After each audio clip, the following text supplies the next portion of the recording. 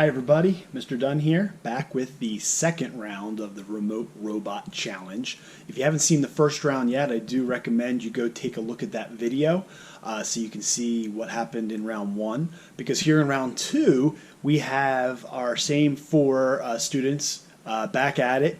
They made some changes to their programs, and we're going to see how they go. So any of you who have not yet done this, and maybe you're seeing this for the first time and thinking, hey, I would want to do that too, please feel free to. You're still welcome to jump in at any time. Yeah, a few students have a little head start on you, but that's okay. It only takes one program to make it through this course. So let's see what happens as we test these four programs. Good luck to everybody. Here we go. Okay, first up, we have Steven from kindergarten, his second attempt. Let's see how it goes.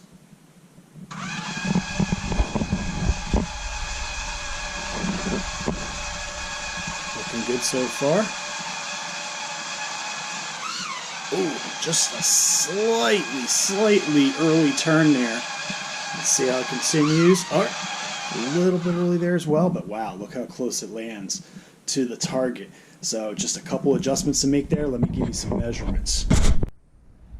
Okay, so on that first turn, again, you were right inside the line there, so super close. So if I'm guessing, I'm thinking, maybe another 6 inches would have put you right to the middle of this line. Rover's about 8.5 inches wide. So again, you were running right inside that tape. So if you shifted a little bit more there, I think you'd be right on the blue line. And for that second turn, again, super close. You can see where Rover ended up. And if you look here, I'd say somewhere between 12 and 16 inches, I would say. Maybe it was short. So again, for that second line, for that second block, I would extend it whatever you think it would take to add, like I said, another 12 to 16 inches. Great job. Okay, so next we have Kevin from 6th grade, his second try. Here we go.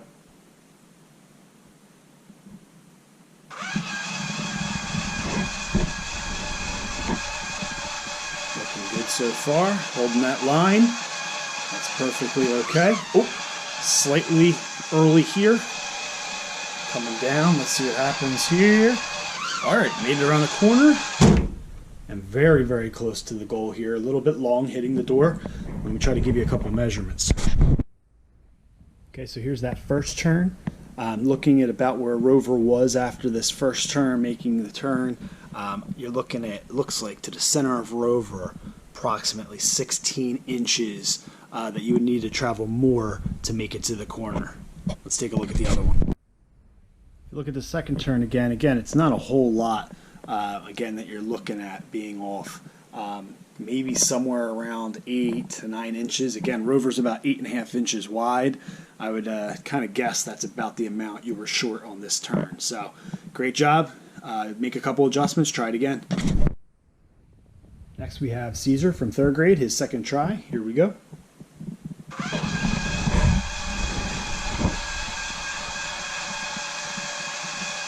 Looking good. Ooh, just slightly past it. Oh. All right. So over here, we'll give you a measurement just slightly past, but that second line there, maybe just a small mistake there, maybe missing a number, so check that, Caesar. But overall, good job. Let's see what we have.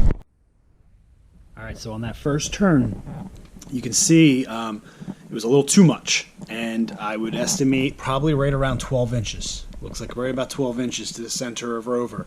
So if you could cut down that time just a little bit to cut it down 12 inches, I think you'd be onto something there.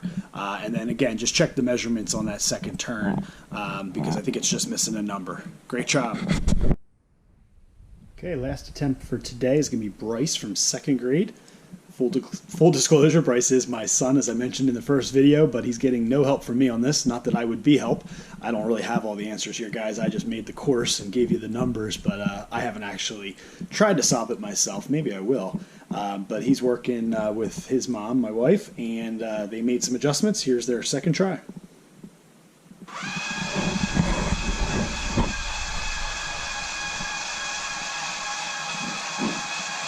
Take a look at the turn here.